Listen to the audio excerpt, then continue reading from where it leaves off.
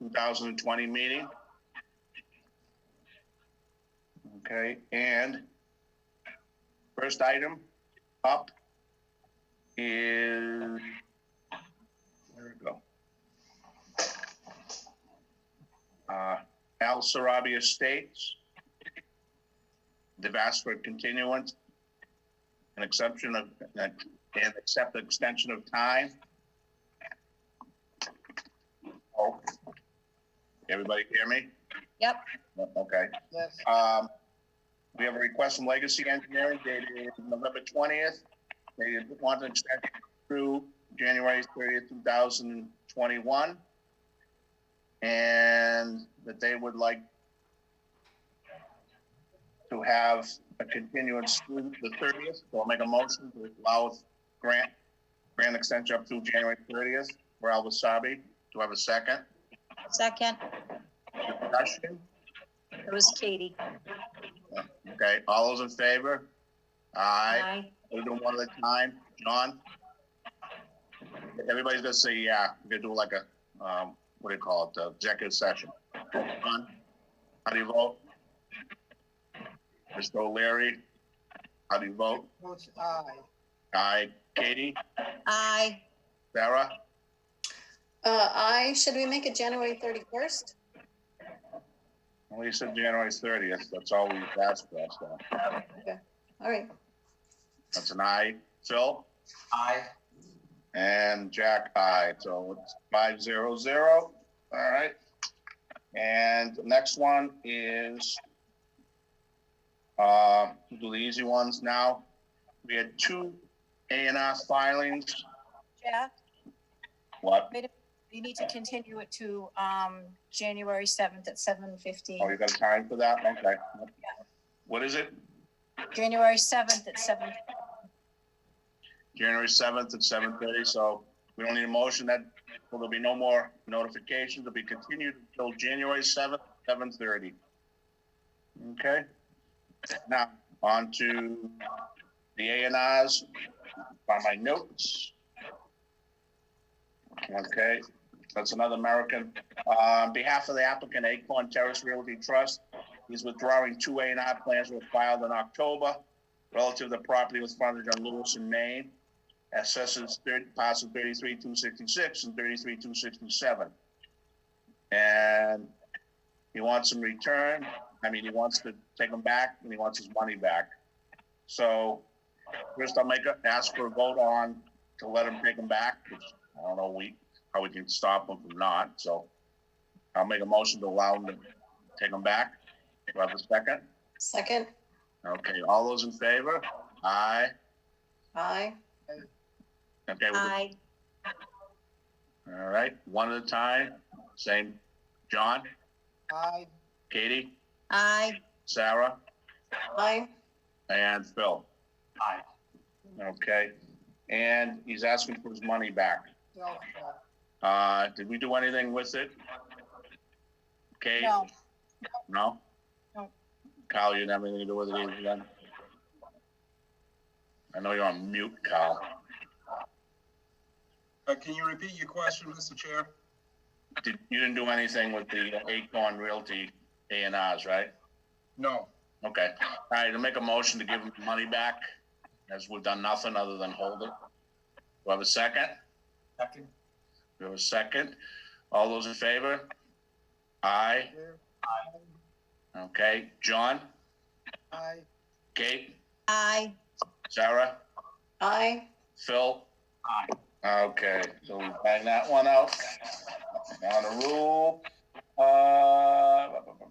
Okay, now we have in front of us the TMC case 20-01, which was continued from back in March. And they've sought changes on their plan, on their site plan. So with that being said, I would turn it over to whomever is representing the TMC Corp. Anybody there? Good evening, Mr. Chairman. This is Dave Maxwell with Kelly Engineering Group. Can everybody hear me? I'm on the Zoom meeting, but I'm at my house, so I've got the cell phone for audio. Can you hear me? Okay, yep.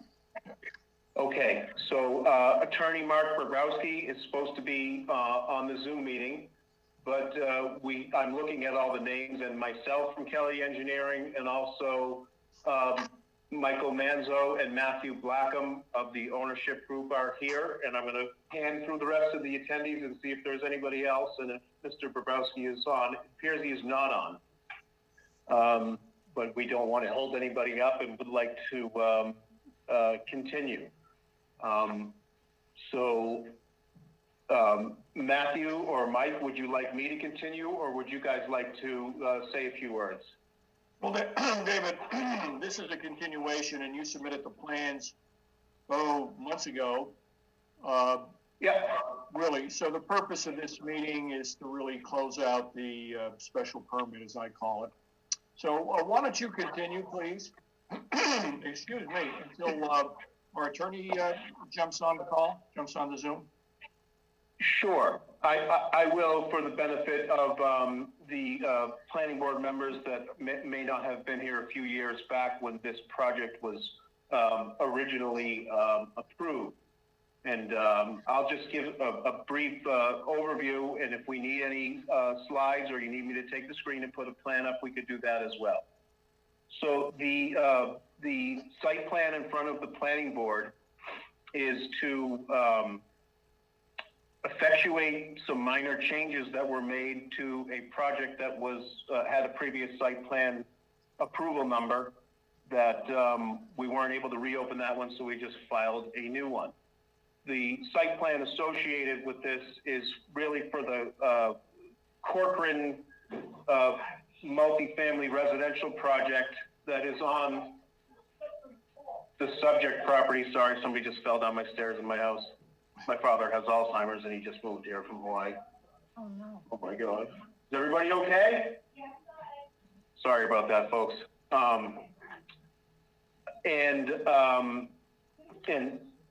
So the project that was before the planning board that was approved consisted of taking down a couple of buildings on the TMC property. A portion of the property gets developed by Corcoran into apartments, and the planning board helped issue permits that would allow reconfiguration of multiple parking lots, and then also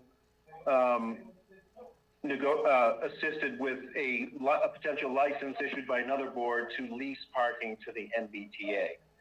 We filed for a modification because during the process of constructing the one of the subject parking lots, we made a couple of minor changes to that manifested in both some drainage, minor changes with drainage that were overseen by the town engineer at the time.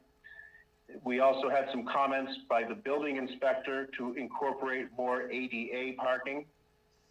And the third thing was, at the end of the project, the current town engineer worked with us to make some improvements within the right-of-way to enhance the view and also to make it more safe for motor vehicles and pedestrians using West Street. So the purpose of the hearing is really to supplement the plan of record associated with the first approvals, because of the net, we lost one parking stall and did some other minor changes. So when we submitted our application last December, I believe, that was the request. The plan did go back to the town engineer, who had some comments on the plan itself. Kelly Engineering was able to put a letter together and make a minor plan revision to address all of the comments.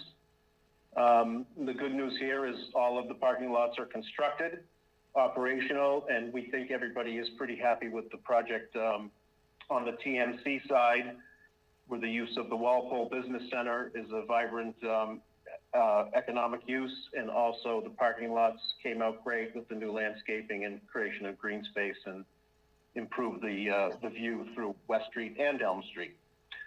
So through the chair and also through anybody on our team, you know, that's kind of the summary of what we're requesting and why we're requesting it. As we all know, we were there in March, then the coronavirus hit, and we're now back on an agenda.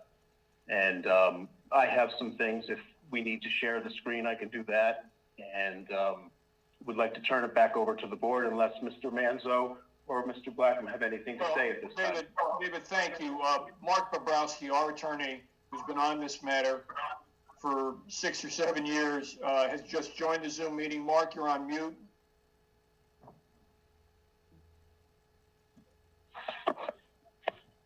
Well, let's get you off mute and Mark, do you hear me?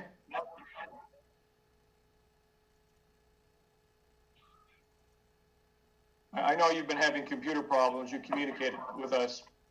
There we go. There we go. Thank you very much, Mr. Manzo. Good evening, Mr. Chairman and members of the board.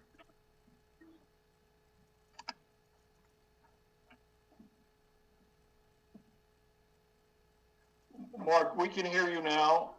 David took us through the summary of the minor changes that we made over the construction period. The parking lots are all complete.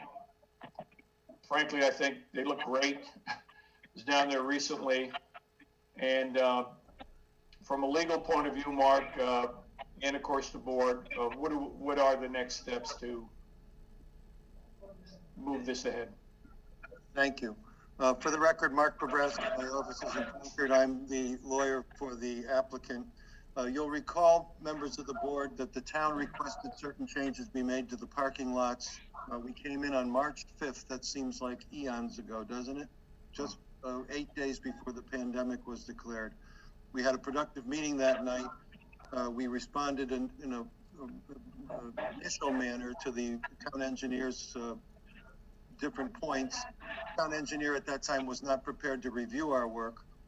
We followed up on March 9th with a response letter, and I believe after speaking with the town engineer today that he is indeed satisfied that the work matches the plans. So what we'd like to do basically is substitute our new plan set for the approved plan set under site plan approval, and record that at the registry. The planning board has executed it and endorsed it. That legally is where we are. We've made approximately 5 changes. Those are reflected on the new plan set. If you want to substitute that new plan set for the old plan set, get your signatures on it, bring it to the registry of deeds, and we'd be done with it. Okay, you're all set? All right. That being said, since I know this is basically a site plan that was involved engineering and the town building inspector. So with that being said, Carl, we have your comments, please. So I did not respond. The March 9th letter was in response to my original review of the plans that was submitted. And I did not respond to that March 9th letter, but I agree with how Attorney Bobrowski has described this. All the edits, all the additions and edits to the site plan that was stated in the application are now on the plans, and I have no issues with the plans. Okay. All right. With that being said, we don't have an audience, so I'll start. I'll keep going the way I am. John, do you have any questions, comments? Question. I'm looking at the map, March 9th letter, and I'm seeing that there was a comment about number of handicaps required. It says 8 stalls are provided. While looking at the map, I'm only seeing 4 stalls. 7 the other 4 are. The other 4 need the entrance to the right-hand side of the map.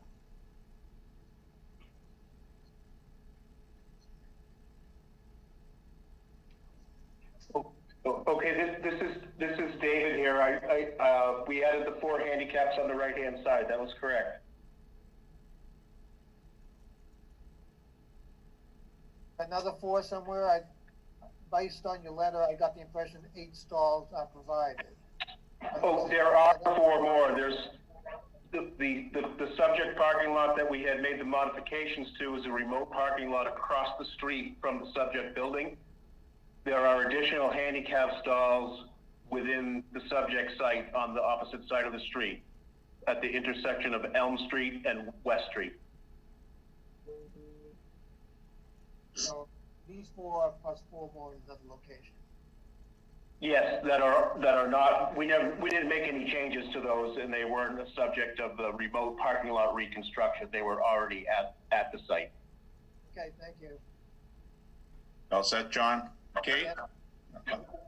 If Carl, it already exists, I think it looks good. If Carl has no issue with it, I have no issue with it. Okay, Sarah? Yeah, a couple questions. So it's noted on the plan and you'd referred to a special permit. So who is this special permit from? The Zoning Board of Appeals. Okay, and that's to have a reduction in the number of spaces and the reduced dimension of the spaces, or what is that for exactly?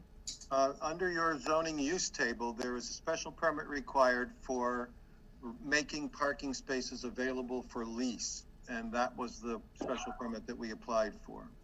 And it didn't involve a reduction at all. It was basically our surplus parking. Once you accounted for the parking needed for the various uses in the buildings, we had extra spaces, and so we specially permitted those so that we were able to lease them to commuters for a fee.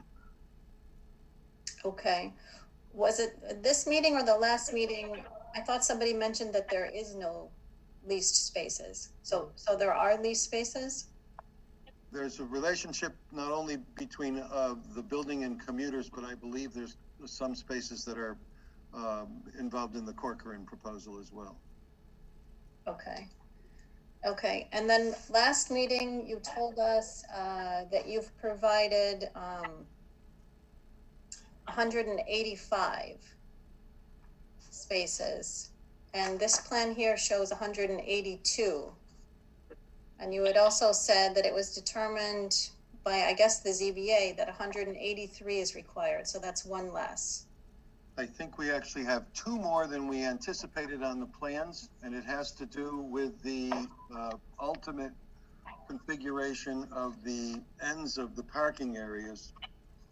That area on, looking for the north arrow here, so the areas on the northeastern side and on the northwestern side of the parking area actually take up less space than we thought. You'll see little hatched areas if you look at sheet 3. And that yielded a total of 2 additional unexpected parking spaces. So we actually have a surplus. Okay, right, you had said that, but you had said that there's required 183, and what's shown on the latest plan is 182. The actual count. Mark, maybe I can. Go ahead. I think that really the stance that had been taken, and there was other parking lots associated with the building, and there was never 183 parking stalls or 185 required. But we did do on our proposed parking plan that ties 6 total parking lots together, is that the entirety of the TMC Walpole Business Center requires 214 parking stalls. What was left at the end of the day after the Corcoran took portion of the parking, built their own building, also built their own parking, and also has a portion of some of these 6 parking lots. What's left for TMC Walpole Business Center at the end of the day was 308 parking stalls, leaving them an excess of 47 parking stalls for potential lease to the MBTA. Yeah, that's the special permit that we acquired. Let's be clear, David, no lease to the MBTA to commuters. Well, it was potential. That was the excess spaces that could potentially be used through a license from the town to lease to commuters. So let me go back to the question that you were asking. The applicant counted the spaces in lot 2 and 5, and the number of parking spaces actually increased by 2. The original site plan showed 183 spaces. The actual count is 185 spaces, which includes the 4 handicap spaces. Not according to the plan that you submitted. What is the plan? What do you think the plan says? Okay. But, okay, anyway, I just want to make sure that, so if it's required by us, I want to make sure that it is, you know, provided or an explanation is given. Well, So, remember, you don't require parking in your downtown district, so this is just the parking that we're providing. okay, I just want to be clear because it's a little difficult. We're coming in, you know, for just this minor change, but it's a whole new submission to us. So the plans show 182, but if that's fine, that's fine. And if Carl's fine, that's fine. One comment, Carl had asked for a breakdown of the use of the different spaces. And I see the note, I don't see it specifically, but again, if he's fine with what you've provided, that's fine with me. And, When we originally permitted this, we categorized all of the uses at the PMC location as office. There okay. was actually one light manufacturing use, which parks at a lesser ratio, but we figured that someday would become office, so we permitted the whole thing at office rate parking. Okay, okay. Okay, and then, just a question, so where have you considered the, interior landscape? This is actually the perimeter of the lot, or where do you have landscape interior to the lot?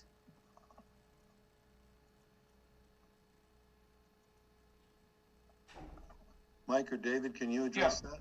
Well, David is the expert on it. We have a hedgerow along West Street. We have landscaped along the pond. We've landscaped on the west side of the lot towards the single-family homes. Those are all required. David, have I missed anything?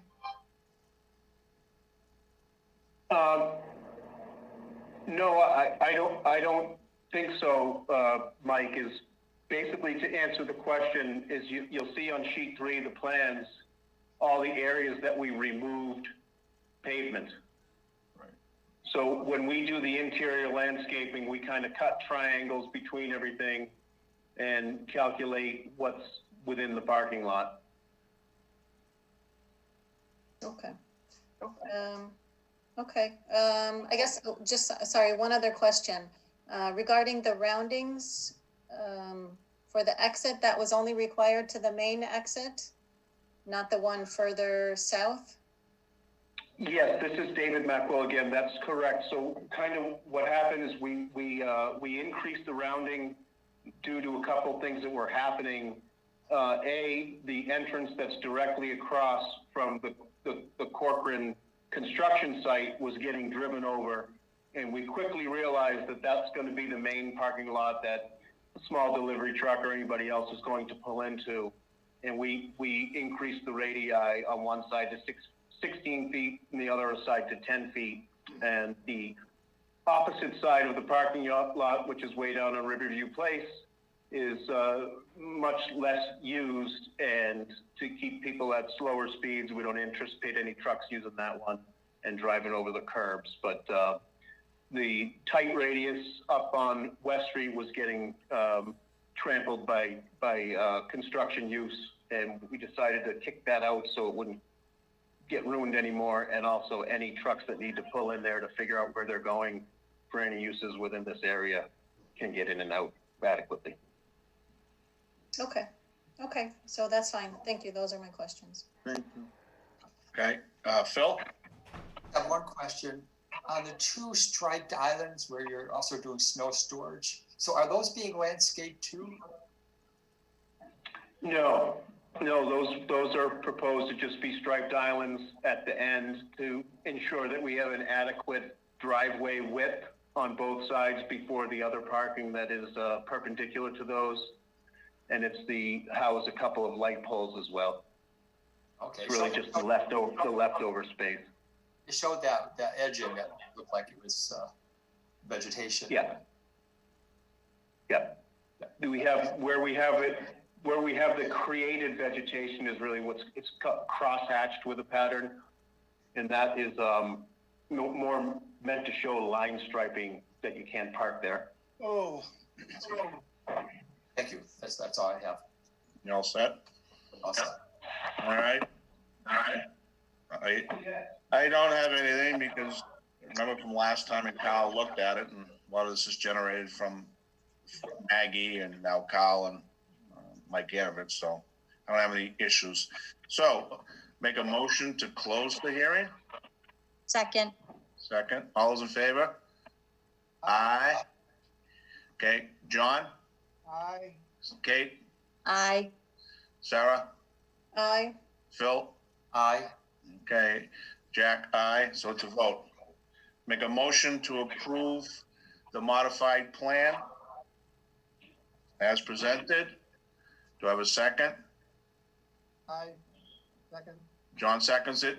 Okay, all those in favor? Aye. Aye. Okay, John, Aye. Kate, Aye. Sarah, Aye. Phil, Aye. Jack, aye. Okay, ayes have it, all done. Thank you all, everybody. Thank you all very much. Night. Thanks for your time. We will submit the plan for endorsement by the board within the next week or so, and hopefully we can get that back and record it, Mr. Chairman. Thanks to everybody and stay safe. Okay, yep, You. Thank you. bye. Okey dokey. Du-du-du-du-du-du. All right, so we're down to the last item. Sarah requested a discussion on a letter from Ben Barrett. So, whoops, why did I go out? Jesus, computer. So, all right, Sarah, go ahead. Okay, well, for those people who may be watching that have not paid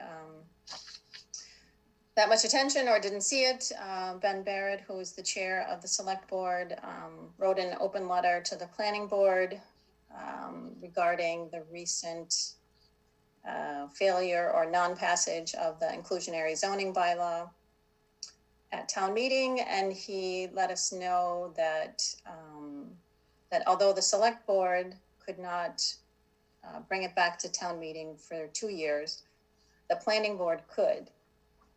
And he pointed out that town meeting voted 59% in favor of the IZB, and largely the arguments he heard against it from those that didn't support it or that were considering supporting it and changed their mind was that they wanted the planning board to work out, whatever concerns that we had, so that we could be in supportive of it.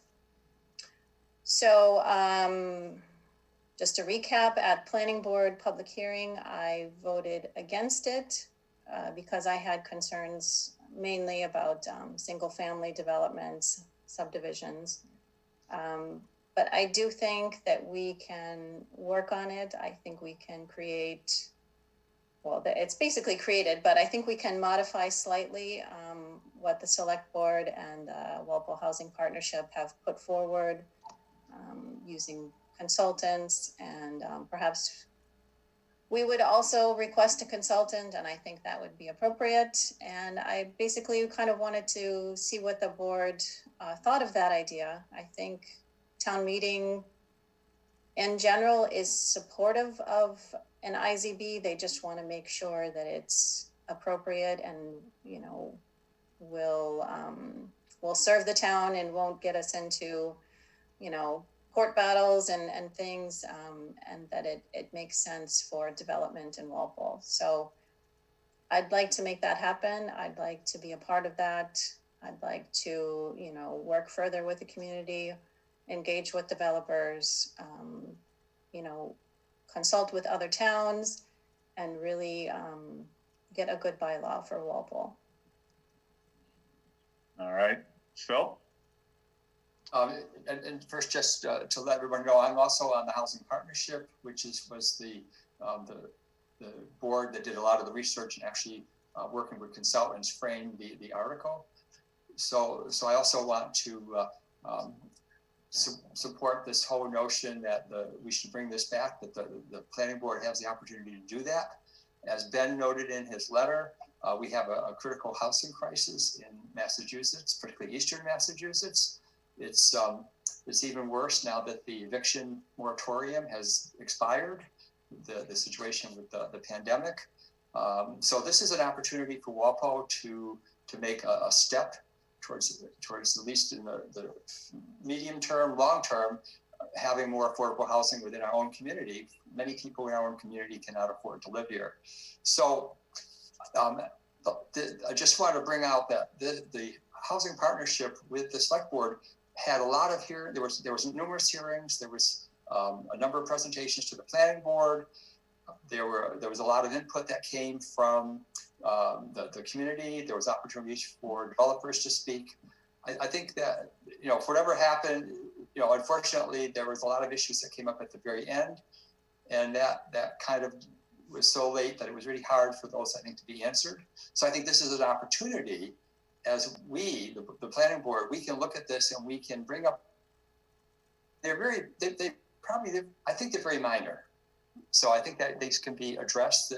And one of them was in section 6A, which was on the fact that affordable housing units would require 25% of the minimum lot size, and it omitted to say that was just for the affordable units. I think that was one of the issues that came up at the very end. So as Sarah said, 59, and as Ben said, 59% of people at town meeting supported it. So again, this is an opportunity. A lot of people learn more about it. It's an opportunity for us to take this next step. And we are the only board that can bring this back within the 2 years. So this is really up to us to do that. And then lastly, I do think that we can build off what we already did, what was already heard from the hearings and from the questions. So that means we don't really need to go back to ground zero. There's a lot of material out there that there was a consultant, Courtney Sterling, who did a lot of work on this and surveyed other towns. So we could let's take this the next step. Let's address the issues that came up, and let's see if we can't pass this, because it's very much needed in Walpole. Okay. All right. Keep on the same thing, John.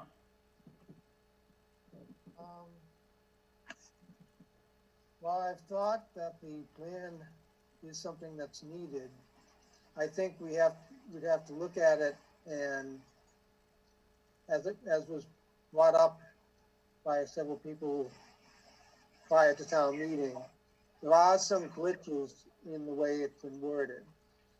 So we need to dissect all the bylaw components and find out which ones have loopholes and which ones need to be looked at to see if they belong there in the first place, or whether we need to tweak it more to represent what Walpole needs and not necessarily what other towns around us need.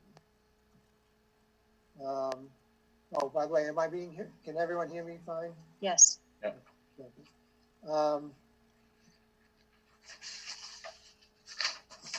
I think it's something, I guess it looks like if anything is going to go forward, immediately it would have to be by the planning board. But again, we're coming out of hibernation, and we're going to have a lot of backlog probably locking up for ourselves, and not what we need to do for site plans, etc. So while it's something we can look at, I don't feel it's something we can jump on right now necessarily, or put a lot of effort into it on an immediate basis, but it's something we should work on as we have the time, bring up items, and then see how does this work, how does this not work, and take it one step at a time, basically, and isolate what parts of it we feel is good and what parts need adjustment. Thank you. Okay. Kate? So I don't usually talk a lot, so if you could give me a little extra time tonight, I'd appreciate it. I have a lot to say. I think I want to address not just whether we bring it back, but all that went on after the vote. I don't think we should just ignore it. It has to be discussed. So I think it's a good time that a lot of time has passed since the whole affordable housing fallout. It's given me time to contemplate the whole thing and be sure my reaction is logical and not emotional. As a board, we have several issues to discuss in regard to the whole thing. And in my eyes, the first one is Sarah's actions in regard to criticizing and accusing fellow board members of things on Facebook. I'll be honest and say I was really taken back and disappointed. I feel as a board, we've always agreed to respectfully disagree. This is why we have a 5-member board. We are not always going to see things the same way. To call others out and criticize them for their opinion is, in my eyes, just so wrong. She accused us of fear-mongering, said we were misinformed, said that John conveniently left information out, said that I claimed ZBA never received drafts or was asked for comments. I'll speak to my accusations, and I explained this both at our planning board meeting and town meeting, but apparently it wasn't heard. At our meeting, the chairman of the ZBA was present. Jack blatantly asked him if the housing partnership had come before them, and he shook his head that they had not. May I add, the way that it is currently written up, the planning board is not charged with seeing this through. However, they have come before us numerous times, which I think they should have, and we have discussed it back and forth for many hours. These are all the drafts I've received and all the notes I've taken and commented on. This was not a fly-by-night thing. A lot of time went into this. In addition to reviewing each draft, I panned over each section. I assumed they were getting input and doing the same thing with the other boards, especially the ZBA if they're the ones to see it through. Andrew was called out in this Facebook chain and asked to defend the ZBA presentations. He attached a link for one single ZBA agenda. One. How many times did they come before us? I searched the Walpole Media recording and watched it. There was no presentation that took place, and no members of the housing partnership were even present that night. Ashley was there. She discussed the proposed South Walpole 40B in depth, not the IZB. Now I want to address the fear-mongering comment. If anything, I feel the threat of not passing the IZB has been represented over and over to us, the planning board, the RTMs, and the people of South Walpole with great fear. It's wrong. It has been said to vote for this and put it in place. We can revise it later. I disagree with this tactic 110%. I've been involved in this town far too long to agree to such a Band-Aid approach. We do not revisit things because there is always something more pressing going on. When we do revisit things, it's because something has gone wrong and we're reacting too late. We need to put 100% into something and do it right the first time. I was told it was planning board's fault for not putting a housing plan in place sooner. This is not the charge of the planning board. There are many officials in town who could have addressed this over the years and did not. This is not the fault of one person or group. This is a town-wide fault. Now to the obvious. We're elected to vote because we are a democracy. Just because something is on the warrant doesn't mean it's agreeable and everyone thinks it's ready to go. That is why we debate, discuss, and vote. I can again 110% say that I stand by my votes, all of them. I think long and hard and never vote based on who is presenting or how my friends are voting.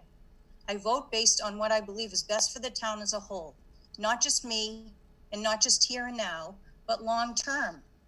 This is not always easy to do, and I have had situations where I feel terrible, but just do not feel the matter presented is what is best. I've been volunteering in this town in numerous different roles for my entire life. starting out as a small kid, helping my dad deliver flowers to the elders at Christmas and Easter, to all the other numerous groups I've served on in between, bringing me to present day. I was raised by two awesome parents that taught me community was paramount. You give back and you help in it whenever you can. You look for nothing in return but a strong community to live in with an extended family. I don't wave my flag. I don't document each time I contribute in some way. I don't advertise what I do or how I help. I do it for the greater good. I feel my motives and actions leave no room for questioning. I feel we're lucky to have many, many people in the community that do the same and so much more. I take offense that my vote and reasoning were criticized when I am always fully transparent and explain myself when I am asked. Can we not just respectfully agree to disagree sometimes? Now I'll come to Ben's letter. I was confused about several things with it. It didn't offer a solution. It put blame on us and charged us with fixing it. The open letter also left me to contemplate the way it was worded. Was Ben representing his personal views or the board as a whole? I still don't know. In addition, I received an email from Andrew today urging me to do the right thing. I think I always do the right thing when it comes to my voting. And the vote for planning board to use the next 7 weeks to discuss and revise the IZB. Did anyone else get this email? No. It is Christmas season. Meetings are always reduced. We have COVID issues going on. I don't see how this is achievable in 7 weeks, especially if we're going to look to consultants, speak with the community as a whole, not just small bits of it, and have group meetings, and give the ZBA time to review it in depth as we did. 7 weeks isn't going to cut it. Based on these pieces of correspondence, I was a little befuddled. The housing partnership was charged with overseeing this. They have worked on it, but in my eyes, it's not complete. Based on their comments, I am under the impression they are walking away and passing the buck to the planning board to fix it. This is not right. This is their one and only task. They were specifically formed for this reason. Just because it did not pass does not mean they walk away and say, planning board, fix it. Yes, we had issues with it. Does that mean they walk away? I look back at the Council on Aging building. If we had given up and walked away, the number of times we were shot down over the years, that building would not exist. We kept the idea alive and others came forward and joined together to make it a reality. So many people joined together to make that a reality. To name a few, Mark Galvin, Cliff Snuffer, Rich McCarthy, the list goes on and on. I'm not saying it should take the length that that building took to achieve, but it's a great example of not giving up and people working together with alternate views. In my eyes, it's simple. The housing production plan was not ready or right yet. Keep working and get it where it needs to be. Do not rely on consultants only. Truly work as a group. Listen to each other, listen to others, even if it is not your personal agenda and you don't want to hear it. This plan should represent the majority's views. Modify and compromise the plan to make it the best that it can be. Do not just mold us to fit into another town's plan. The Housing Partnership is a Board of Selectmen appointed group. If they're abandoning their charge, they should formally notify the Board of Selectmen, not delegate the task to another board. Not all of the selectmen may be aware of what is taking place. It's the entire Board of Selectmen that should determine whether to disband the group or fill open vacancies. It's not up to the planning board to decide to take over the Board of Selectmen appointed group. That would be inappropriate. And if they feel it should be seen through, which I feel it should be, they are the ones that should work hard to get it done and then ask us to revisit it, not ask us to rush it through and Band-Aid it like they've been asking us to do all along. 7 weeks with Christmas and COVID is not adequate. Thank you for letting me rant. Okay, thank you, Katie. I do have my comments. A couple things I'd like to clear up. One of them, Phil mentioned the 25% affordable. That's what I brought out. Nobody wants to listen. Yeah, if you want to do 1 out of 4, you go to 25%. But if I went from the zoning board and I said I want them all affordable, I can shrink a lot and put 4 on that. That's what that says. Another disappointing fact is the fact that I gave a letter that day. They should have known, and it's a standard court case in the Supreme Court of Land Court, that you cannot have a special permit for subdivisions. That's 100%. It's already gone the whole court. Matter of fact, it was Wall Street Development, who we're all familiar with, Mr. Lou Petrosi versus the town of Westwood. You know, when I see stuff like that, if I was sitting on the Board of Selectmen, I would have nixed that payment to Copeland and Page. I pay you to be my legal guide, and that's not up to the housing partnership to pick up. It's up to them, but they didn't pick it up.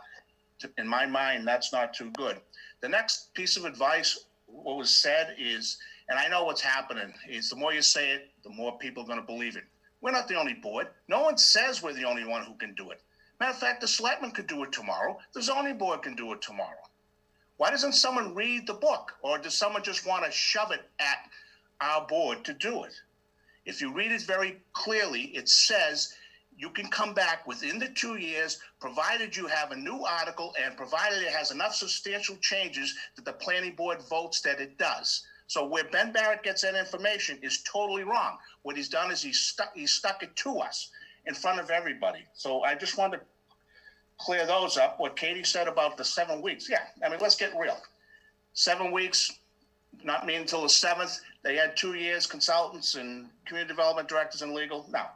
Now, the other thing I wanted to mention about that, I don't want to go too deep into the article itself that was presented. There's nothing that says it's going to end up what we want. If we did it, it's going to look anything like what was there.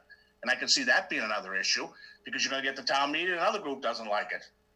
So it isn't like we're just going to say, oh, we'll change this and change that from the original. So it's like, come on, guys. We could wipe out we could have a whole new article that doesn't look like anything like it. But you know what's going to happen? I'm going to hit the wall again. Oh, by the way, I guess Andrew must have lost my email, because I didn't get that either. So his email. Now, my own comments that I've been looking at over the last month since we've got that is, first off, this isn't even a letter to us. Anybody who puts it on social media with us, that isn't a letter to us. That's just a blanket statement out there. In my opinion, we shouldn't even have taken this up tonight. I did it because Sarah asked. As long as I've been chairman, you can say you may not like me, may not like my style, but no one could ever say I'm not fair to each and every member. And I've never had a member not ask me when I'm chairman to put something on. And I did it because you're a member, Sarah, Phil's a member, John's a member, Katie. Whoever's a member and I'm control the agenda, I always let the things on, whether I agree with them or not, but that's your prerogative. And as the chairman, you're just supposed to organize the meetings, not put your way and try to run it as one member. So what I come down here, the second point I want to bring up is on this is the light is that Mr. Barrett has represented himself, and I'm going to try to be nice, but the King of Walpole is, from what my understanding, this was never discussed in any of their meetings. I have cruised their agenda and their meeting notes since this town meeting. It's not been on the agenda. So in my view, if this was so important, why wasn't it on the agenda? Especially when you're the chairman. Usually you can throw your own item on there. The second thing is the housing partnership had one meeting. That was November 17th. Looked at their agenda. Never was this discussed there. So it's kind of like, I view this as Ben's push for us to do it. So with that being said, it appears that nobody's on board other than Ben. And that isn't, we're democracy here, right? You can't speak for, I don't speak for anybody. I've never gone out and said, Jack Conroy, planning board member. I don't do that. I give my opinion. If someone wants to say he's on the planning board, that's fine. But it appears on this letter, he's represented himself as almost everything. Third item on my list here is the manner in which this was presented, once again, on social media as a board shaming. Like, we should do this and and you got the ball in the one. Do me a favor. Don't ever push me. Because the more you push me, the more I push back. Whether I like it or not, because I don't buckle down for that stuff. But we were pretty much shamed on social media. That's one of the good things. I don't read Facebook. I don't even care about that. Gave up on that a long time ago. Now, what is shameful about all this is the giving up, throwing in the towel after only one try. To me, if one gives up after the first try, that means they really don't believe in it. Because if you believe in something, you keep going. What's the old adage? If you first don't succeed, try again. Katie's alluded to that tonight on the senior center. I've been involved in high school overrides and other things. I've been involved in a lot of changes to zoning book, and we've had to go back. I don't throw in the towel and walk away. So it could be they don't believe in it, or I'll throw this one out, and I know we'll probably go all over the place. Are they just being flat out lazy? Take your choice. Either they don't believe in it or they're flat out lazy. And what also is shameful is the effort that I saw on this over the last year. If you go back, the Housing Partnership had 3 meetings at the start of the year, 2 in January, 1 in February. After that, there was 0. All right. Then we had our discussion, public hearing. That was even more shameful. How many selectmen did we have there? None. And the guy who wrote this letter to us didn't even show? Wonderful. Right off the bat, when you see that, you go, they don't care. All right. Then we had, Phil's a member on our board and Andrew presented it. So we had 2 members. We didn't have the Housing Partnership. Any committee I've ever been on, whether it's this committee, the building committee, when we had something, we went as a committee to show we were all in full support of it. Well, we didn't have that. We had 1 person from the FinCom. So right off the bat, there's no support. Nobody cares. It's either they think we're going to do the work for them or they don't really care. So it's either lazy or you don't believe in it. So, and as far as Kate alluded to the public meeting minutes on the ZBA, I was there that night. And for another issue on my own Burns Ave. And Ashley handed out a draft and told, and it's right in the minutes too, that says the same thing. Here you go, guys, take a look at it. That was it. That was December 16th. What are they going to do? They were given no guidance. They were never told anything to that effect. And I think Kate had already covered that when I talked to John Lee at the meeting. Now, my most shameful part of this whole process, how about the waste of taxpayer money? You know, I sound like a politician, taxpayer money. But what I will say, what gets me is we paid a lot of money for this consultant, and she didn't even know the laws. Nice. I mean, how wouldn't you know that you can't have a special permit? That should be first and foremost. The second thing is we had legal, Copeland and Page check it over. Gee, they did a hell of a job. And we had a full-time staff working on it through the Community Development Department. So we had all this massive input and money being generated, and we ended up with something. And I'm not commenting necessarily whether they like it or not, but the fact is we had something that was totally illegal, and also we could have divided the town into, 4 lots per present lot. Now, the role of government is clear. Board of Selectmen is guided by Mass General Law and the Charter. Planning Board is a product of Mass General Law. It's a requirement if you read the Mass General Laws, and we're basically a subdivision. That's how we grew out of it, okay? If you go further into the town charter, the Walpole Housing Authority has a requirement in their charter to develop low-quality elder housing. Low income elderly housing. They have that charge. So that's part of it.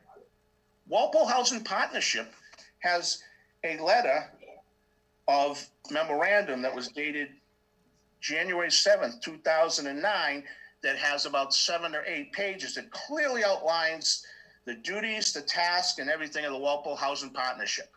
That's what they're supposed to do. We are not the Walpole Housing Partnership. We are the Planning Board.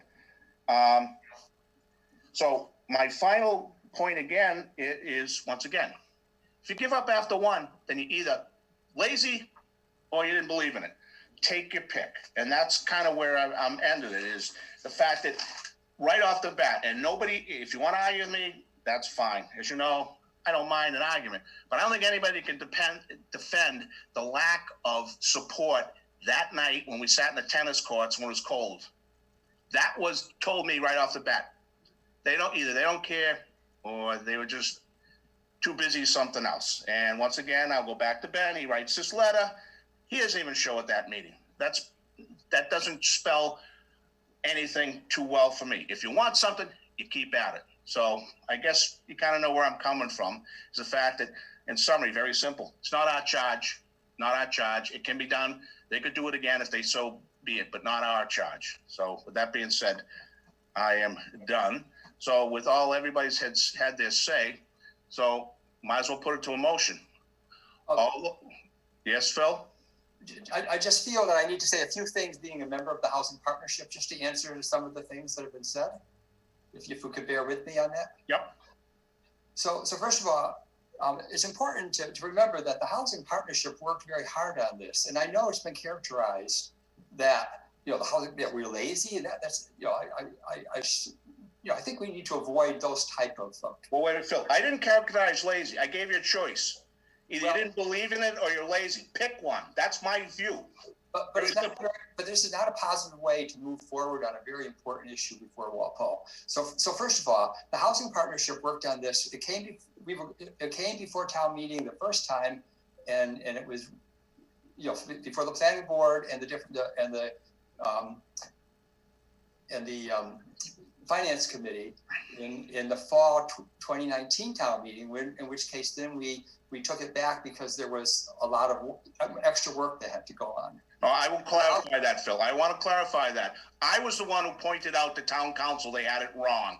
And I kept hearing from Ben, no, town council, no, they were wrong. They took it back because I told them straight up, I'm not ruling whether it's a wonderful article or not, but you're going to lose it when you go to the Attorney General. I do point out the facts. That's one thing people don't want to hear, is when you get something wrong, you're going to pull it back. Like down in South Walpole, the parking, they had it wrong. I told them, pull it back.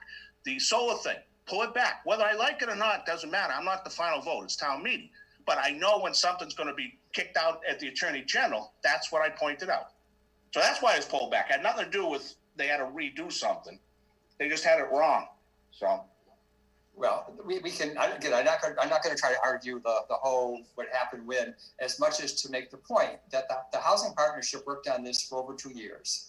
And it's been characterized that it doesn't reflect what Walpole is. And that's totally untrue. The partnership spent a lot of time talking to people, developers. The consultants we hired were not there to come up with a plan or an article that didn't meet Walpole. They were there to help us come up with an article, an inclusionary zoning article that did meet the needs of Walpole. And we obviously think we did that. We worked very hard on it. So to think that, we weren't doing that, I think, again, is very unfair. Phil, if I can just interrupt, and I'm sorry to be rude, but the first consultant that came, he forgot to even change the town names in parts of it, and it was verbatim from the other towns. Well, yes, it was taken from another town, but He didn't even change it to Walpole. Yeah, well, I think that was the housing production plan, not the IZB, correct? I'm not sure. Yeah, I'm not sure what you're talking about myself. So, but that probably was the housing production plan. So, the next point I want to make though is that the 25%, that became and I think this is why some people mention about the fear factor, because it made it sound like that anyone could build, high dense housing anywhere. And that, by the way, that should have been caught, but it wasn't. So, we move on. However, it would be impractical for any developer to build dense housing, for example, in rural, because they couldn't afford to build houses. If they're all low income housing, then they have to, anyway, I don't want to get into a big argument, but you can't sell it for anywhere near the cost to build them, which is, so that needed to be fixed. And that's the opportunity now to fix it going forward. So I'll take, because I know a little bit about real estate and stuff. So if you have a house up in North Walpole for $900,000 on 1 acre lot, are you going to get $900,000 for 4? No, but you're going to get at least $350,000. So you've already exceeded your profit margin, and your fixed costs are way down because you're only developing really on one small little site as opposed to an acre site. So all that kind of shrinks, but it did allow you to build affordable. But if the zoning board had the discretion, if they thought 4 was great, go for it. That was the problem. Again, I don't want to get into a big issue over this because it's not very germane right now, other than to say that Well, I guess, Phil, I have a question for you. Yes, Very simple. Housing Partnership take a vote on this? on the article? No. Did the Housing Partnership get together in a meeting, says we can't do it, we want the planning board to do it? Yeah, so let me speak about that. So, No, no, I was coming to that. So the reason why we thought that the planning board should take over at this point is for two reasons. First, it appeared that there weren't a lot of issues that a lot of people had with it. There was a few, and they need to be addressed. Second, only the planning board right now can bring this out to as another article within the 2 years. No, that's wrong. I told you that's wrong. People better start reading and stop pushing that narrative. Stop pushing that narrative. No. Wait. First of all, I just read two. First of all, it would have to be totally rewritten, and I just read two cases where there's a lot of attention given to how different an article has to be before it can come back. That's exactly. It has nothing to do who brings it back. It has to do with what the article was before and now. But the planning board can bring it back the same article. No, they can't. Yes, they can. Look at 40A, Section 5, Paragraph 6. And it says right there. I can read it to you if you want. Okay, I'm going to read it. But anyway, But while you're looking, Phil, I mean, I think I we have it right all in front of agree that there are some changes. One is to add the word required in 6A. Okay, so that's one thing right off the bat. Okay, that's a fix that needs to be done. We can do that. All right. Yeah, I don't want to get into fixing. So let me just continue because I do want to defend the housing partnership. I think that we need. Okay, but Phil. Yes. So did you answer the original question I had? Yes, we took a vote. You took a vote. It wasn't on the agenda. I didn't see any. I don't think we took a real vote, but we had a discussion. I can't remember exactly. When did you have this? Last week? Well, it would have been the last meeting. Well, it's funny is if your last meeting per the town website was the 16th or 17th of November. This letter came to us in October. So that's a letter from Ben Barrett. It has nothing to do with that. He didn't write a letter on behalf of the housing partnership. He didn't. He represented it like that. He represented it as a board of selectmen too. Well, I can't answer for him because. So we don't have. My point is, your housing partnership is appointed by the selectmen, so that's who you report to. So was there a vote taken by the housing partnership that went to the selectmen to say we don't feel we can do this and we would like the plan? No, there was no official vote. Okay, so then we don't have anything. Yeah. So this is just okay. But I think the reason why there is a sense that it's now up to the planning board to bring this back. Whoa. Not an official, not an official. But why Ben thought it or why it's been mentioned is because the planning board is the only board that can bring this back within the 2 years. No, they can. The way you people want it. What I said is you want it exactly the way it is. I haven't, in 48, I've read that, but I don't believe that. But it can be brought back by the selectmen or a private entity. Anybody can do it as per the rules of Mass General Law on zoning articles. Well, as long as there's a change voted. This has been done in the past. We've had articles come back to us in front of the planning board many years ago, and we had a vote on it. So it isn't just us. It can be brought back. But the fact here is, the fact very simple is, the selectmen sponsor this article. They don't even know about this whole deal officially. Your group has no official vote on this, and you want us to take it off of social media. I don't work like that. I don't. I'm not. So I really want to keep this at a higher level because I don't feel that it's higher low. So I brought it down to a lower level. Is what you said? No, I just don't want to get into arguing about a lot of things that get very personal. No, but not personal, Phil. Everything I brought up is not personal. I haven't called anybody fat or anybody dumb. That's personal. But when you have a group that doesn't show up to a meeting to support something, that is not personal. That's a statement of fact. Well, but it's a very, very pejorative way to present it. So people who worked very hard in the housing partnership. And why didn't they show up? Why didn't anybody show up? I don't know if that's important for me to answer because I'm not going to. It is very important. It is very important. I'm not going to answer for the other people. It was a cold night. I don't, maybe people didn't expect it to be such a big a deal. I don't know. But what's important is that people worked very hard on this. The reason why they worked very hard on this is because we do need affordable housing. I think we all share that. Now, we may not all agree how we get there, but we do need to do something. It's up to all of us as boards in WAPO to address the problems. Okay, I will. The charge for the housing partnership is very clear. That's in their bailiwick. That's what they do. They can't hand it off. So they should be picking up the ball and going with it. Well, I think whatever means they feel from a legal standpoint. But I think that looking at it right now, the planning board also has an opportunity to take this up. And like I said, if you Phil, we are the plan. You might disagree about the legality of whether we come back or not. No, Phil, read our charter, read the Mass General Laws, what a planning board does. This is not in our charge. But the planning board can bring zoning bylaws. Phil, this should be a conglomerate of the entire town and every board. It should not be pushed on the planning board. And that was the housing partnership's job, to go around not only with the consultants and not only with their personal views, but it was their job to get an entire community view, not only from the taxpayers, but from all of the boards. And that was not done. And that's not disputable. There's no way that can be disputed. Housing partnership came a couple of times to the planning board and planning board several times. How about the other boards? How can zoning board be the ones seeing it through and they never had any of the review process that we had? That makes zero sense. Well, and I'm going to stop because I'm getting so aggravated, but I just don't understand how that can be. This should be not a small view of a small group of people. This impacts the entire town, and it does so long-term. And it should take into account all views and all boards. Right. And I'm sorry, that's my piece. Okay, and I just want to say that the housing partnership, if we missed some places we should have gone, then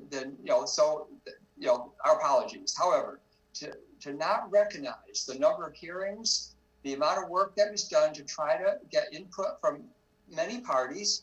I mean, I wish a lot of the people who came at the planning board hearing came to one of our hearings, one of our meetings at the housing partnership. Now we had actually organized just before the pandemic. We were going to do a whole number of open houses, and unfortunately, none of that could happen because we were all confined to not having in-person meetings. But another reason that I referred it back rather than voting it down when we had our meeting. I did that to benefit the group. I explained that at the time. You just said it yourself. COVID interfered. COVID has interfered with everything we do. Well, I guess we didn't feel I referred it back. That was the vote we took. But they were so adamant that their way was the only way that they pushed it forward and felt they were just going to plow it through. And I'm sorry, it wasn't ready. So first of all, we did not push it through because we thought it was ready. Otherwise, we would not have done that. To think otherwise, again, would not be good. What I did, the whole process, it was, I'll say it, sometimes it's easy when you're on these things, but I'd say it at the meeting, is the skids were greased for this.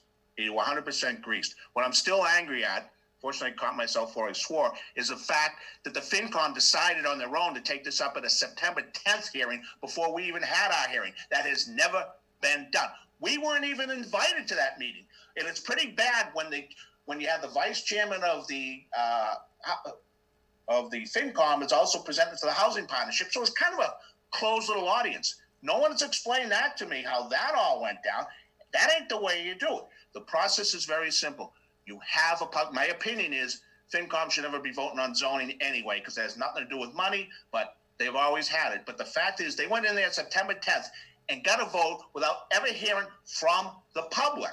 They're supposed to take it from the public and the presenter. They just voted it right there. That to me showed me that we're greasing the skids and we're going to push this through no matter what. And I will also say is, as I said before, I told everybody this had legal flaws. I pointed out the 25%, which is not necessarily a legal flaw, but I pointed out that Wall Street with the special permit, nobody listened. Because guess what? This thing could have ended up in the Attorney General's office and he would have bounced it out because of that. Jack, They could have done exactly what Katie said. Pull it back. Nope, we're going for it because we're good. First of all, we would have preferred this to have come to the planning board here and before the finance committee. And things got compressed, and again, but not to go through why that happened, but that was not something we were looking for. Second, I asked at at town meeting, I asked our attorney whether that was an issue. And our town attorney said it was not. I guess I would defer to attorneys to answer that question. It's not a legal issue which way you go, but from a democratic issue, yes, the FinCom is supposed to hear. They're supposed to be on the town side, so they're supposed to hear what the public has to say about it, not just the applicant. All he had that night was the applicant, which was a housing partnership. They knew, and it wasn't compressed. They could have waited to have the hearings. I've been at the library at the high school the night of town meeting when they finally take their vote because things have got continued because of issues into October. No, this was just set up September 10th, away we go. And on top of it, and I don't care who's listening, but I still ain't too happy with the fact that our board was not even told about this meeting. Normally what was happened over the years is when there's a zoning article in front of us, we are asked to attend the meeting. I have attended every one of them. This one, no, we didn't even get a notice. I didn't even know the thing had gone on until after. So that's how I saw this thing just being pushed through. But, you know, here we are sitting here, the thing got bounced because it got failed because of the issues. And if someone had listened to what Kate said and I said and just pulled it back, and we wouldn't be in this issue, just like the South Walpole parking there. They don't have a problem. They can go ahead in the spring. The same thing with that solar farm. But nobody wanted to listen. And so you gambled. You put it all on black. And it didn't come up black. Well, and again, I think it's important to note, again, that 59% of people at town meeting voted for it. There were issues that it appears to me are fixable. There's a large percentage of people who would like to see more affordable housing if we can get an inclusionary zoning bylaw that solves, you know, some of the issues that came up. And this is an opportunity for whatever board. It's an opportunity to do that. The planning board, whether we do it or whether we look to do it now, whether the 7 weeks is totally unreasonable, I can understand that totally. But it would behoove the town to see if we can't move the inclusionary zoning bylaw through before we wait 2 years. And I know you're saying we don't need to wait 2 years, and again, that depends on how much of a difference there is in the article. So, and I would, again, defer to legal counsel on a lot of those questions. But what we have here was a charge by the housing partnership. There was no vote. The selectmen haven't even taken this up. And all of a sudden, I'm jumping into the shorts of some other board. I don't do that. I have a sandbox. I stay in my sandbox. This is jumping out of our sandbox because one member wants us to. No, what should have happened is, from the normal way of government, is the housing partnership said, we can't do it, gone to the selectmen, let them to decide, and then have votes and come to us and appear in front of us and explain why they want this, and this is their vote. That hasn't happened. This has happened off of Facebook. I'm going to run with Facebook. I don't know about Facebook. I haven't been following that, but that's where it was put on. I do know what's important though is before the town, in Eastern Massachusetts has a housing crisis. All right, you know, Bill, I'm going to stop because I keep hearing the word crisis. Everybody uses the word crisis. No, I don't care if there is a crisis or not. You have to do things proper. If it was done proper, you probably haven't, but it wasn't done proper. So, what I'm suggesting though, let's pick up where we are. Let's not go back and try to argue about what happened in the past. Let's pick up where we are and what can the planning board do to help move this along? Exactly. Like building off that, and I take your point, Jack, about the finance committee. That's an excellent point, and I think it's unfortunate it happened that way. I don't know there was an issue getting on our agenda, but whatever. And I take Katie's point about doing it for Springtown meeting. I think that's also maybe not reasonable, but this is a zoning issue, right? And so you want to stay in your sandbox. This is our sandbox. So, you know, I think we didn't do it before because perhaps, you know, Mr. Chairman, Jack, you weren't interested in doing it. Sarah, I take exception. How many votes do I have? And I You have one, right? Thank you, But thank you. Now we have an IZB that has a lot of, you know, great things to it, right? It's nearly there. We add the word required. Okay, we look at what can we do with single family developments. You know, can we require affordable? Can we not? I don't know. You've brought up a lot of excellent points that we have to, you know, get that worked out. Okay, but we have it, and we can. Why isn't Housing Partnership doing it?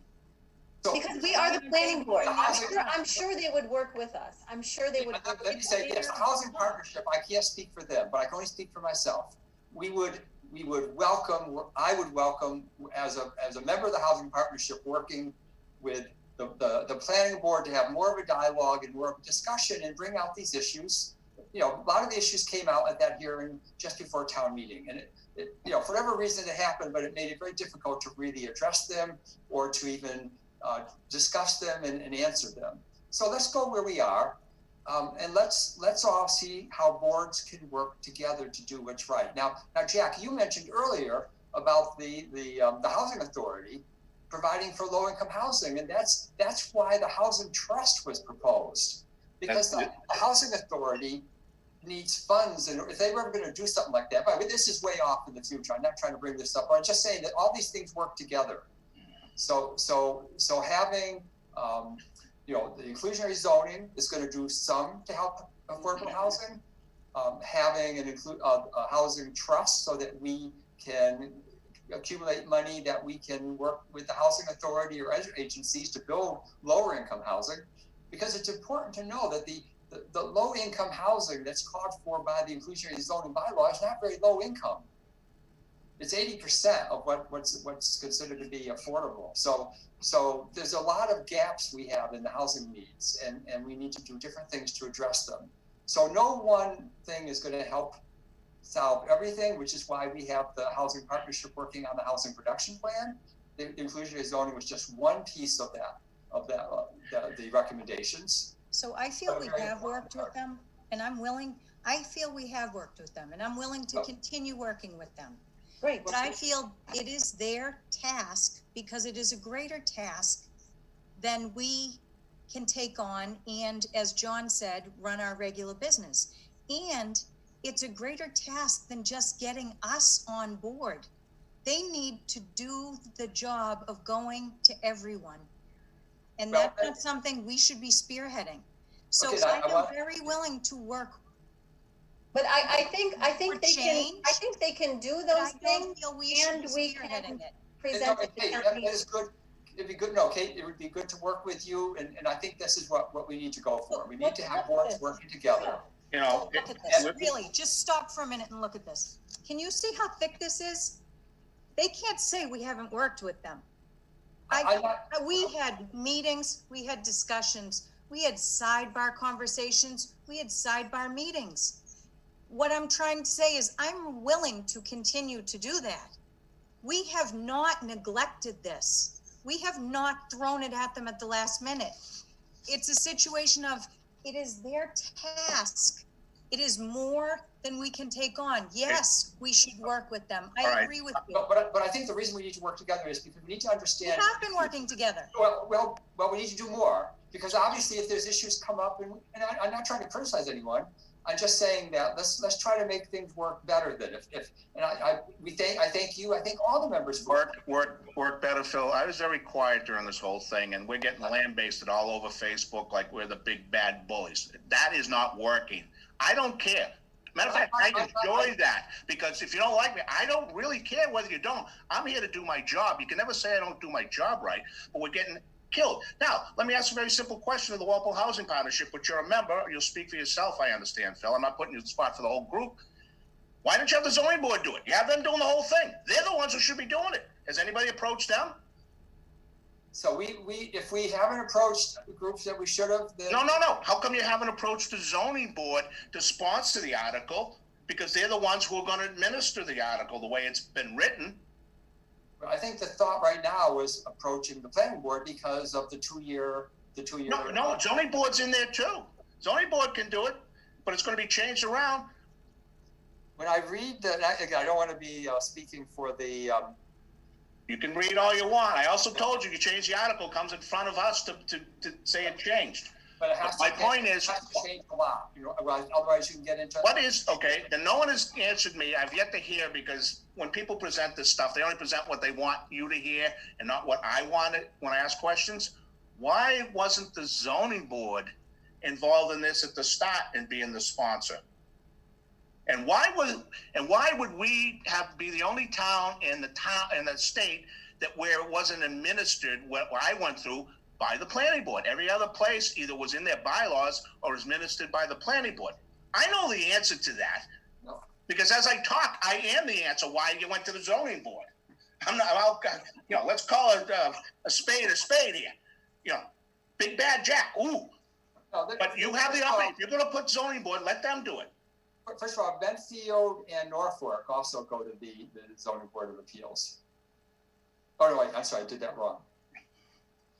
Medfield, don't go to, did we talk about Medfield? You know where their inclusionary zoning is? I was looking at the wrong column. But they're at the old, Written out right here. I think we're going in circles. I know, and Medfield, everybody says they're inclusionary. Yeah, you can only do inclusionary up at the old state hospital. They have a specific area, so it's not townwide.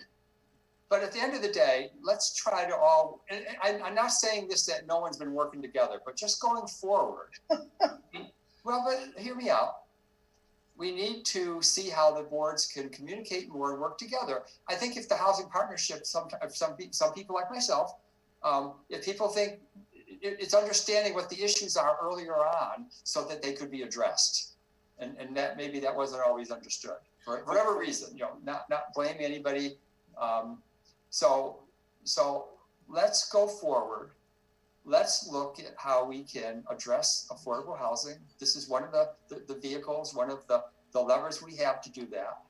And, you know, when this may happen, I know Christmas, it may not be the good time, but I think this has been a good discussion. And maybe we should then look to say, well, how do we do the next step? And I don't think the housing partnership is trying to say, we're not going to do anything.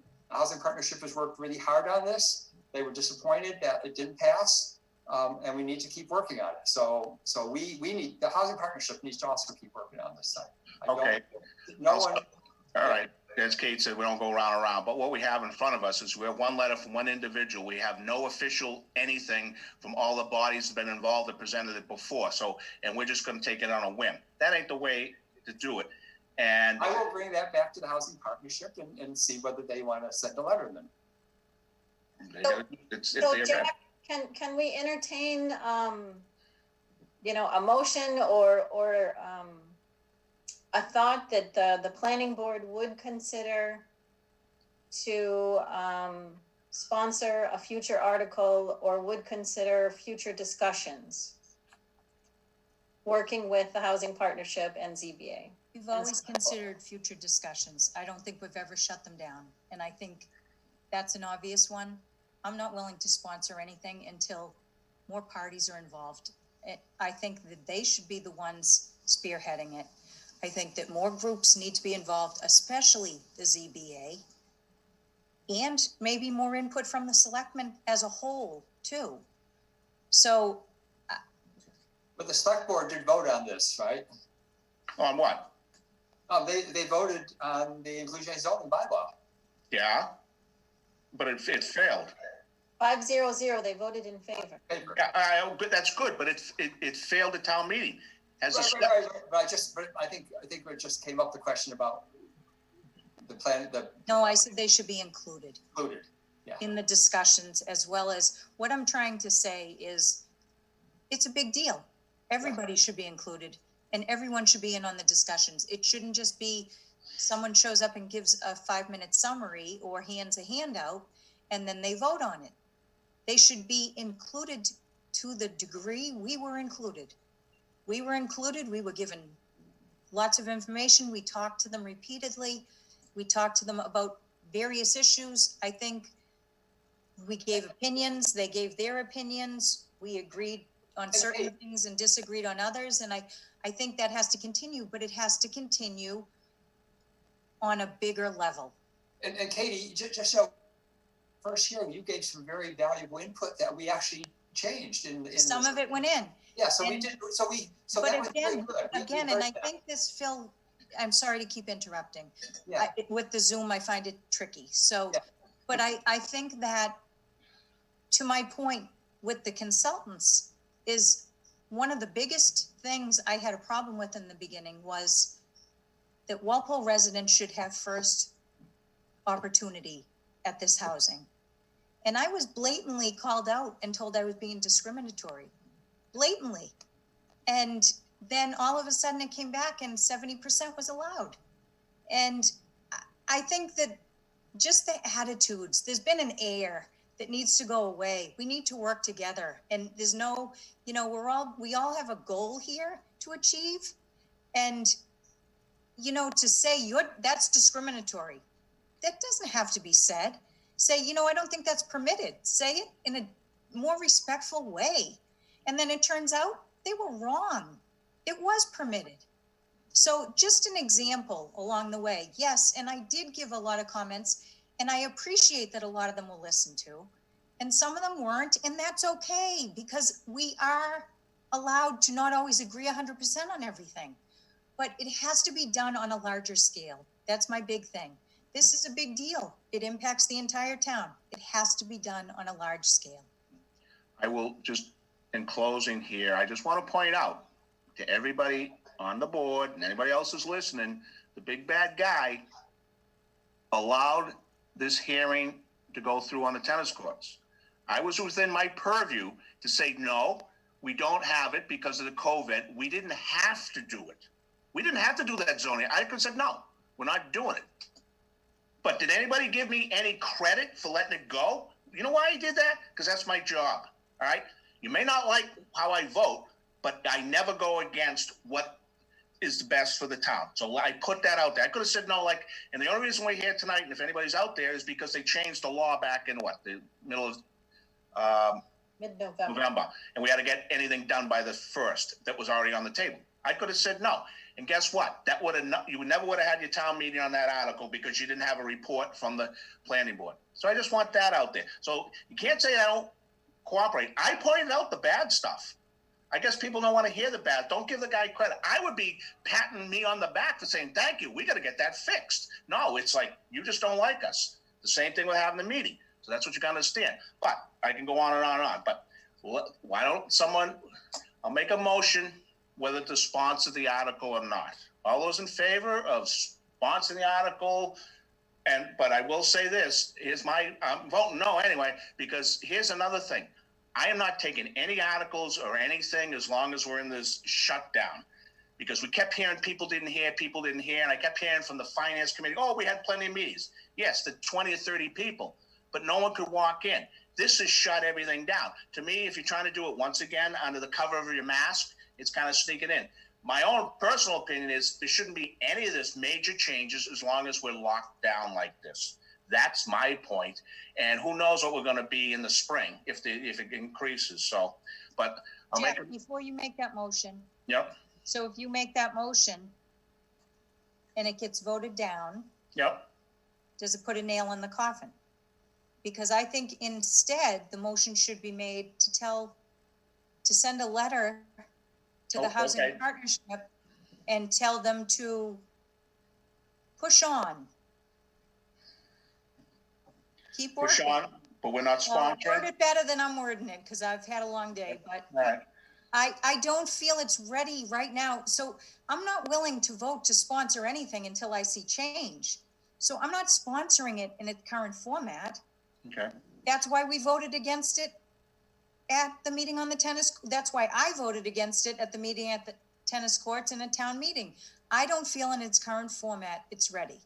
So what I'm trying to say is we're not, in my opinion, I'm not trying to shut them down, but I also don't think it should be just put in our lap. If it's put in my lap, I'm starting from scratch. I mean, I think That's right. they should push on and get a greater, as I keep repeating myself over and over, and I apologize for that. They need to go to more boards. They need to get more input. They need to let more people review. They need to make revisions, not just based on the few things that have been said, but they need to get a bigger review, especially if the zoning board is the board to see this Okay, instituted. So what I'm trying to say is, whether we make a motion or whether we send a letter or however the correct way to do it is, I feel the message we want to send them, and this is my opinion, is keep working. We are not opposed to the concept. We are not opposed, if it comes back to us, to bringing it back to the table and at that point endorsing it. But we can't endorse it right now based on the way it stands. well, Am I explaining myself? I feel I'm not talking. yeah, but okay, but what I want to clarify is we're going off making a statement to various boards and committees that there is no official statement to us. This is one individual. That's going to be understood. So for us to send it to somebody, and if I'm sitting on one of those boards or committees, what's this about? I didn't know anything about it. So we should be acting on based upon what was presented to us. So you respond to Ben? Oh, no. Yeah, I guess what we do is, my response is that, we don't have any official, anything to tell us otherwise, other than, there's nothing really to respond to. Well, we gonna tell Ben and that's it, and he goes in and tells the rest of the board? No, they should be coming back. Right now, I'd say we're in limbo.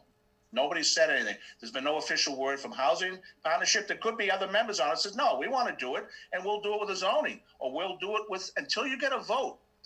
We shouldn't be jumping in their sandbox, so to speak. So to me, there's nothing really more to discuss, because first off, I'm not picking up the ball and running when we have one individual in the town that says we should do it. It probably should be, the proper way probably should be that they go back to the selectmen and ask for permission to keep working. Yeah. Because the selectmen are the ones who are in charge of them. Yeah, I don't think there's any need to respond back, because we've said it, and but he's only one individual.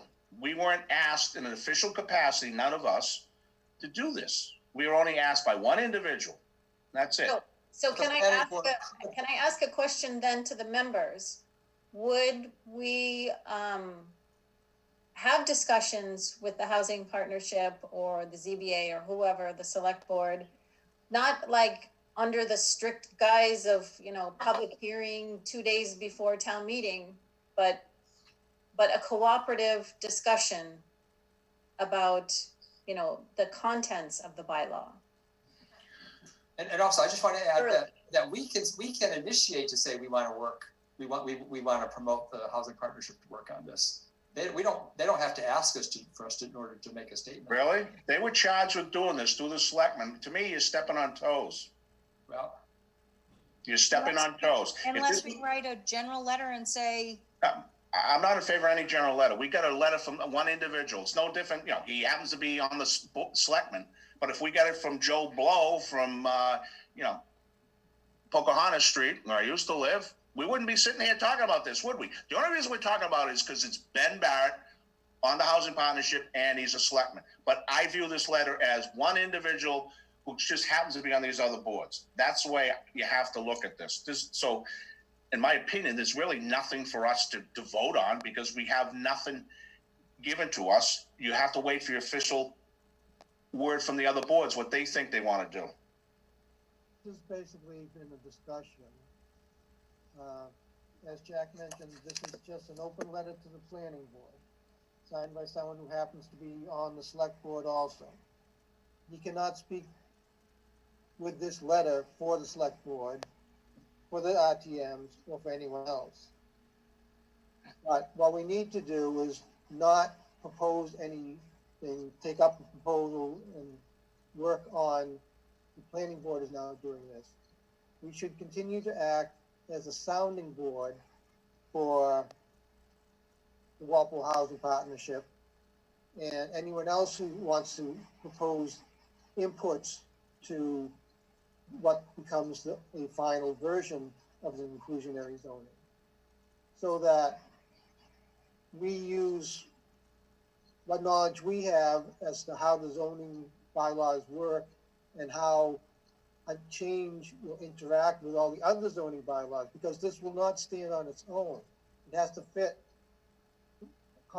in a complementary manner to what is already existing for our zoning bylaws. So we need to make sure this isn't just one thing, it's how it fits in with everything else.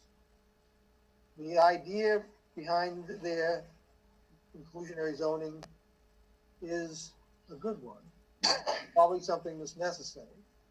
But there are too many points where a developer, from following zoning board and just planning board, a developer will take any inch you give them and take a foot. So we have to make sure that all the i's are dotted, all the t's are crossed before we go forward with something that will be taken advantage of potentially by people down the road. And once it's in there, they're gonna have a chance to jump on this before we have a chance to correct anything that we find later on is incorrect.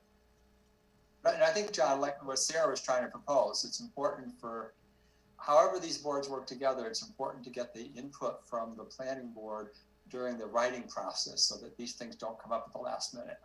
Right, we should be a sounding board.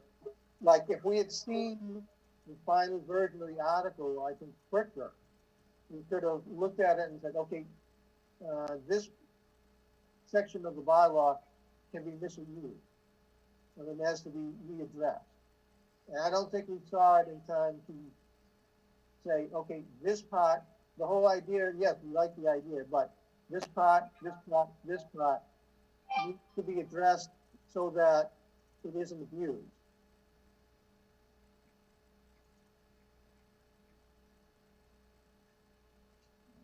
Okay. Well, there's really nothing right now for us to even talk about. I mean, it's a letter. We talked about the letter and that's it. So there's really nothing for us to do.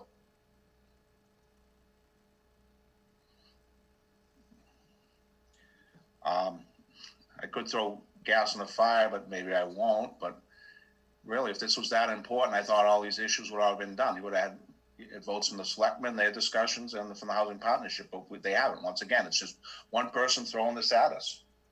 That ain't the way to do it. So, anyway. Hey, well, why can't we, to Katie's point, send a letter to the housing partnership and the select board and say, you know, we encourage you to continue working, and we will be available to, you know, help make the article as good as it can be. Well, okay, I would agree, except we're only going to send it to Ben Barrett because he signed it. He's really the only one. We could just we could just send it to the. We don't need to have had a letter from the housing partnership to send them back a letter. We could just send them a letter. Yeah, we can send to the housing partnership and the select board. No. Town meeting vote. Here's what we encourage you to do. Well, remember, I'm going by protocol. This is one individual. Send him the letter back and let him take it and run with it. That's his job, not ours. It's not ours to deliver the papers all over town. Yeah, his letter, he's addressing his letter, the first thing as a resident of Walpole. So we're responding to a resident who's expressed concerns. So if we send the letter back, I agree that we should send it to Ben, and then he can buy or go through, meet up with other boards he's members of, and discuss it on the basis that it's coming from him. Yep. Okay. You want to do the formal motion, John? I make a motion that we send a letter to Benjamin Barrett, town resident, that we've read his letter, and we feel that while the inclusionary zoning bylaw is very valid, it is not the position of the planning board to be the proponent of this article, especially where it's been capably, in most cases, done by the other board, the Walpole Housing Partnership. So, that we're of interest, but it is not our position that we, as the planning board, should be the principal proponent of this. Yeah, okay, recommend that they continue the tasks that they've been assigned. Which is, okay, it's the same thing. Okay, I'll second that. Any discussion? I have a discussion.